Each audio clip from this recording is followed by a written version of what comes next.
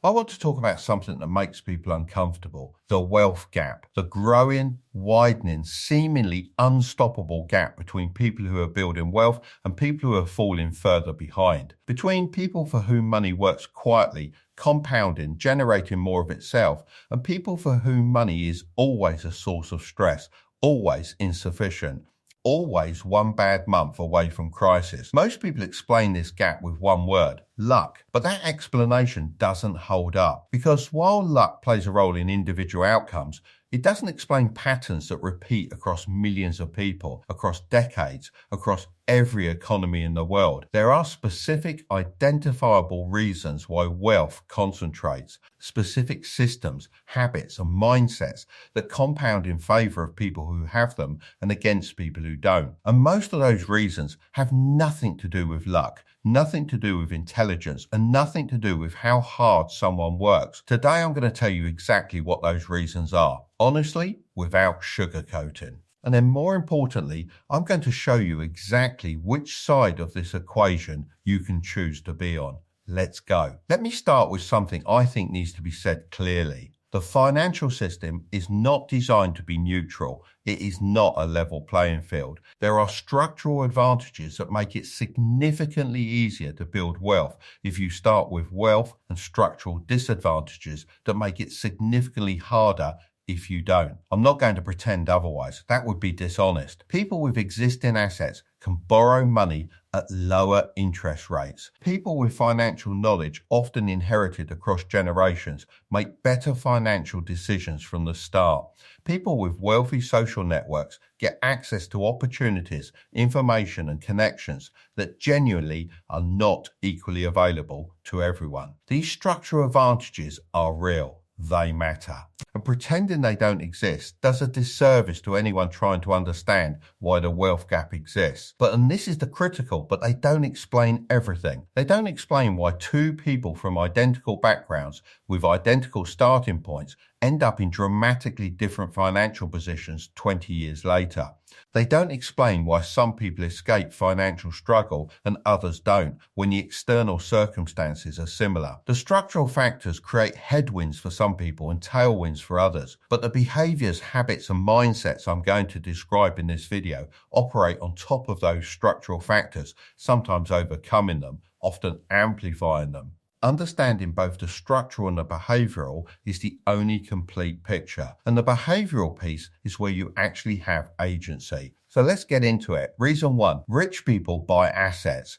Poor people buy liabilities and call them assets. This is the most fundamental behavioral difference between people who build wealth and people who don't. And it's also the most misunderstood. Here's the definition that matters. An asset puts money into your pocket. A liability takes money out of your pocket. That's it. A stock that pays dividends, asset. A rental property that generates income above its costs, asset. A business that produces profit, asset. An index fund that grows over time, asset. A car loan liability. Credit card debt liability. A depreciating consumer product bought on finance liability. A house you live in, actually a liability in cash flow terms, regardless of what it does to your net worth on paper. Rich people who are building wealth, are obsessively focused on acquiring assets. Every financial decision is filtered through one question: does this put money in my pocket or take money out? Most people do the opposite without realizing it. They acquire liabilities while calling them assets. They take out car finance on a vehicle that costs them money every month in payments, insurance, fuel, and maintenance,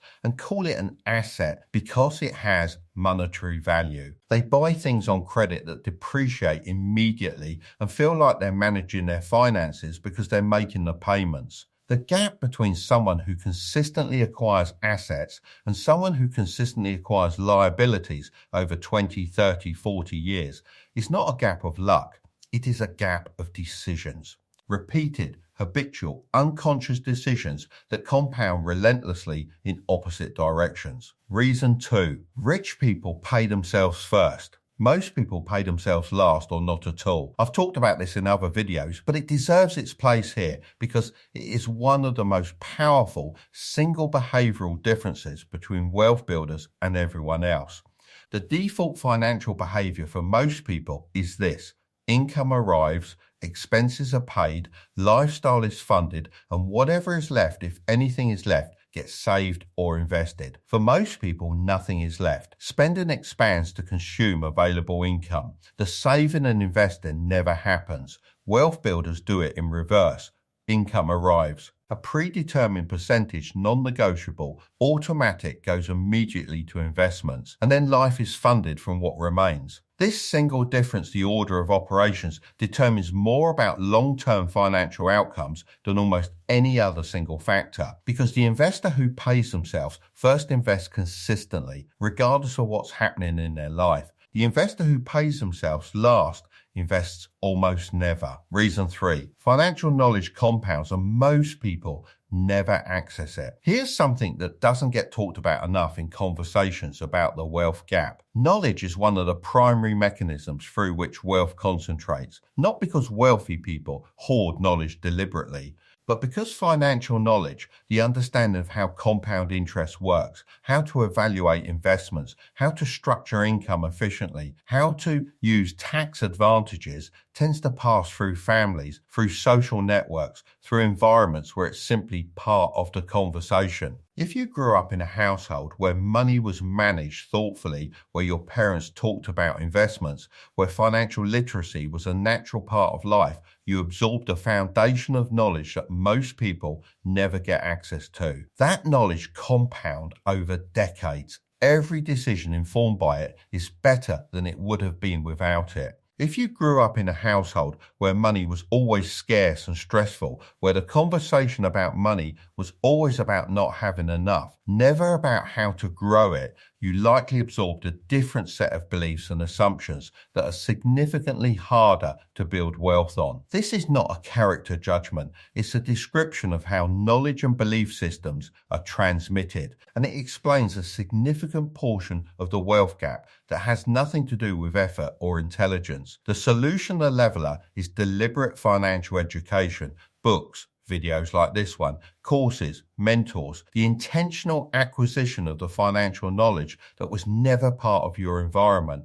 It takes effort, it takes time, but it is available to anyone willing to seek it out. And here's what makes financial knowledge particularly powerful. Once you have it, it compounds. Every good decision generates resources for the next good decision. Every investment builds the portfolio that makes the next investment more powerful. Every tax advantage access puts more money to work. Knowledge is the starting point of every financial advantage, and it is the one advantage that can be acquired by anyone. Reason 4, rich people take calculated risks. Most people avoid all risk and pay an enormous price for that avoidance. There is a common belief that wealthy people are wealthy because they took big risks that paid off. And sometimes that's true, but more often the relationship between risk and wealth is more nuanced than that. The people who build wealth consistently are not reckless risk takers. They are calculated risk takers. They understand the difference between risk that has a reasonable expected return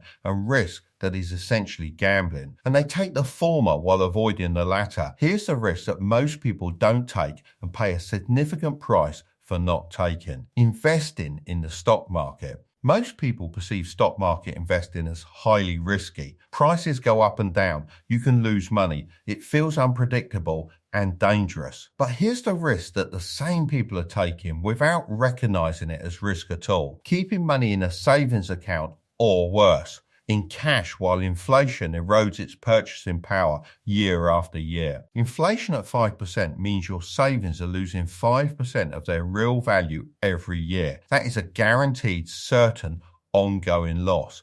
And most people accept it without question because it doesn't look like risk. There's no volatility. The number in the account doesn't go down, but the purchasing power does, quietly, consistently, year after year. The risk of not investing is not zero. It is often larger than the risk of investing over long periods in diversified instruments. But because one risk looks stable and the other looks volatile, most people choose the one that feels safer and pay the price in reduced purchasing power and missed compound growth. Reason 5, rich people understand and use time differently. There are two ways to think about time and money.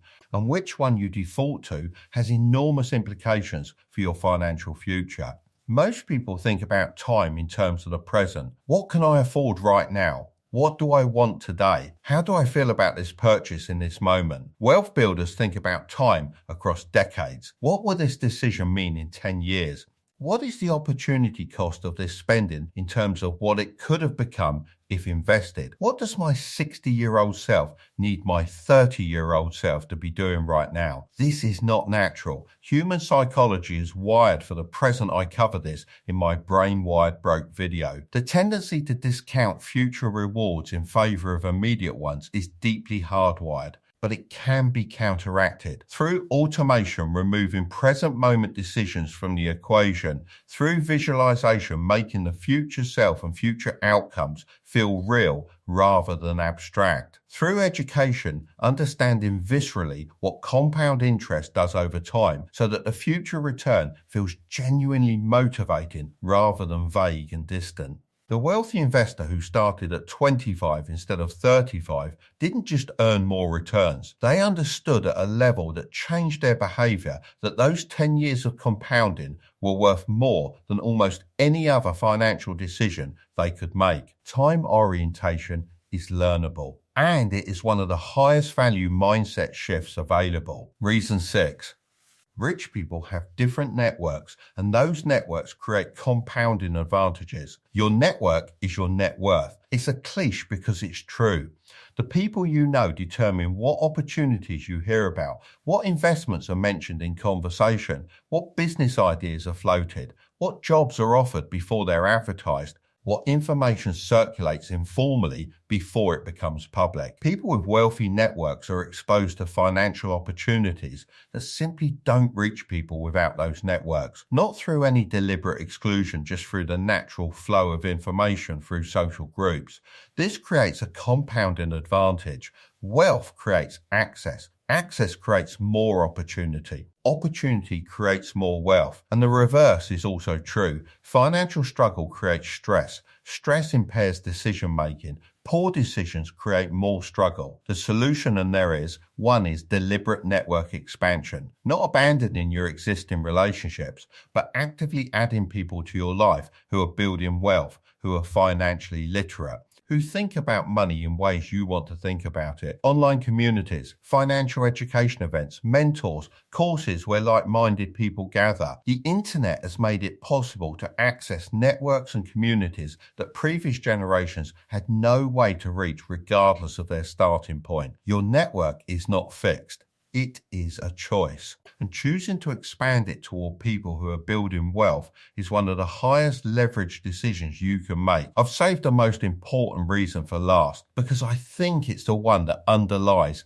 everything else. Reason 7. The stories people tell about money determine the decisions they make with it. Every person has a money story, a set of beliefs, assumptions, and emotional associations about money that were formed in childhood through observation, through experience, through what was said and what was never said, and that operate largely unconsciously throughout adult life. If your money story is that money is scarce, that there's never enough, that financial security is always fragile, that wealth is for other people, then every financial decision you make is filtered through that story. Spending feels inevitable. Saving feels futile. Investing feels dangerous. Risk feels irresponsible. If your money story is that money is abundant, that it can be created, grown, and multiplied through the right decisions, then the same decisions feel different. Spending is a choice. Saving is a strategy. Investing is participation in something that works. Risk is a calculation. These stories are not facts.